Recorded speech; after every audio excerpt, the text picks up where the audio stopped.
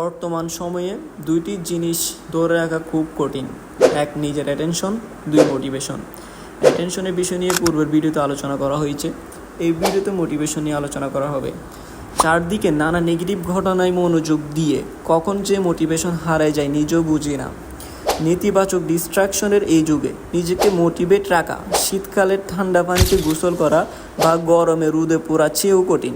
কিন্তু আপনি জীবনে যে অর্জনই করতে চান না কেন, ভিতরে মোটিভেশন থাকা লাগবেই।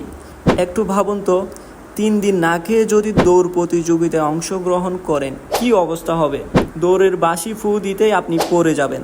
মোটিভেশন ছাড়া স্বপ্ন পূরণে দৌড় দিলেও ঠিক একই অবস্থা হয়। ফলমূল, শাকসবজি যেমন শরীরের খাবার, মোটিভেশন তেমন মনের খাবার। এটা ছাড়া মন এনার্জি পায় না। বড় কোনো অর্জন লো লেভেলের মোটিভেশনে ধরা দেয় না। আপনার অর্জন আপনার মোটিভেশনের সমানুপাতে। Your motivation level equal to your achievement level.